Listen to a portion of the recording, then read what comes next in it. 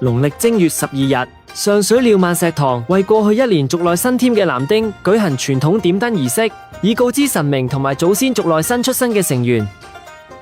吉時已到，開燈大吉，敬燈。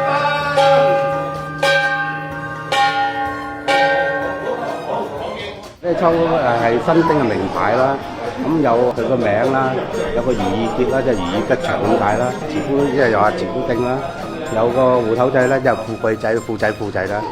蒜頭咁啊，圍頭話即係話孫仔，芹菜啦，勤力啦，柏葉啊，同埋碌柚葉啦，係代表健康長壽咁啦。筷子3次，係啦，有10樣嘢啦。傳統我哋點燈咧係用油燈嘅，因為油燈要揾人看住又危險，咁我哋改良咗用嗰個電子燈，與時並進啦，有科技先進咗。呢個點燈儀式咧就係傳統就有嘅，咁去到日戰時代停咗。直至到係我哋2012年開始咧就復辦翻，咁我哋呢個傳統文化嘅活動咧都源遠流長，都係團結我哋新界人嘅鄉情啦。希望我哋嘅子孫可以枝繁葉茂，多啲去凝聚大家。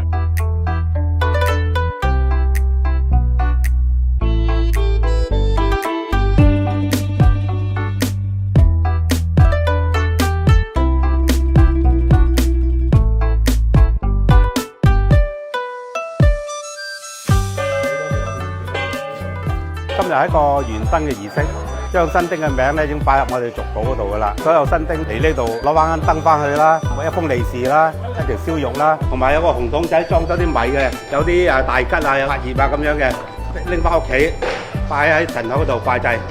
咁啊擺到正月20，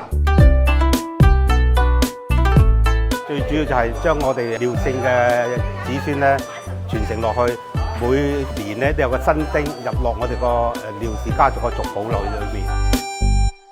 元燈後嘅當晚，為咗凝聚叔伯父老等一齊歡度元宵，仲會舉辦共賀添燈、慶元宵盤菜晚會。